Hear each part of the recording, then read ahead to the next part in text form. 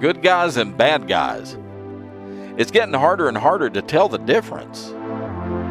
We're talking about the good guys and the bad guys on this episode of the Driving with Rob podcast. My dad loved cowboy movies.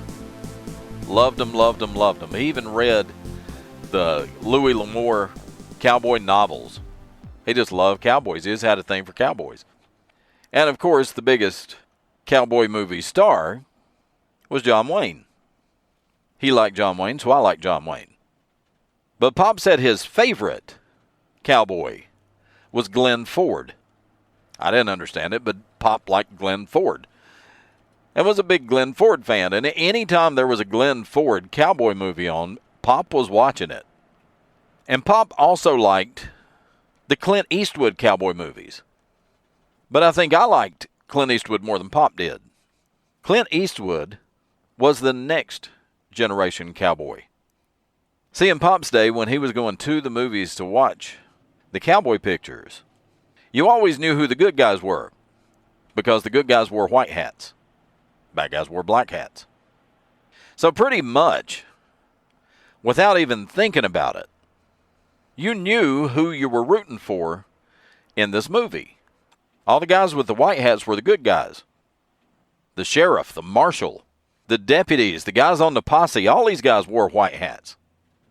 If you saw a guy wearing a black hat, you just automatically assumed right off the bat that he must be a bad guy. But that was Pop's generation. See, by the time Clint Eastwood started making movies, the spaghetti westerns, the Sergio Leone pictures where they were using Spaniards and Italians to play the Mexican parts. It was a little different breed of cowboy. All the good guys were a little bad, all the bad guys were a little good.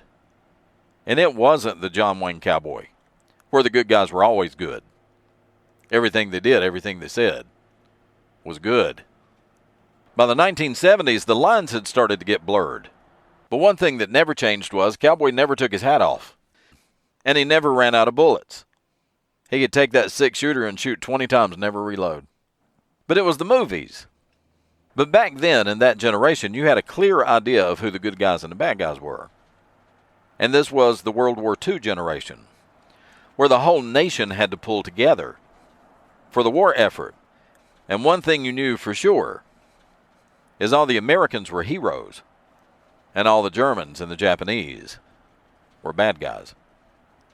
And you could hate people without guilt if they were one of the bad guys. All the Nazis were bad, all the Americans were good. You knew the difference between the good guys and the bad guys. But then along came Clint Eastwood. The guys with the white hats weren't always the good guys. The guys with the black hats weren't always the bad guys.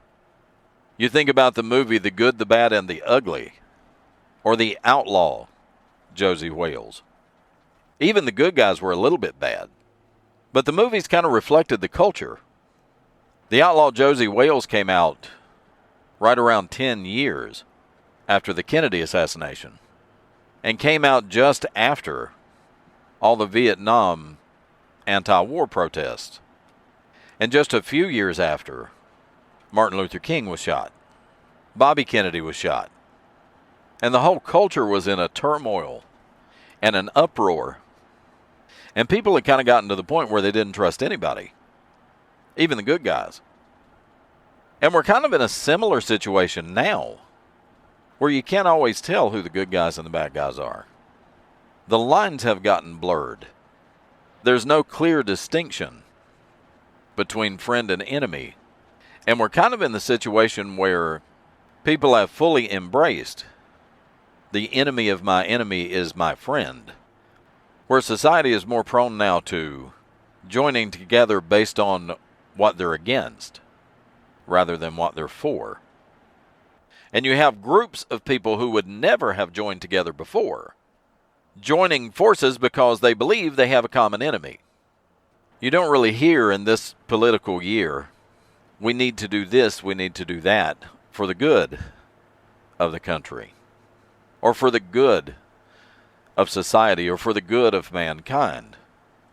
And I believe in the culture of today, especially in this election year, they call it polarizing. Some people say Obama polarized the nation. Some people say Trump polarized the nation.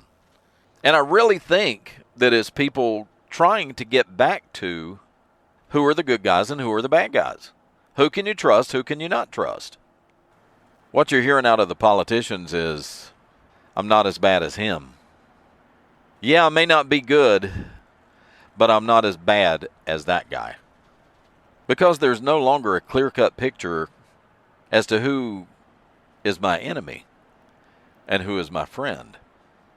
And I kind of miss the days when the people who were evil were unapologetically evil. And we needed heroes. We needed good guys.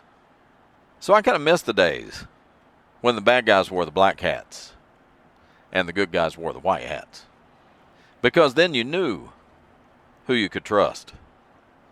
You knew who to root for. You knew who was on your side. Now you don't. And I really think a big problem is that people are still trying to put other people into categories.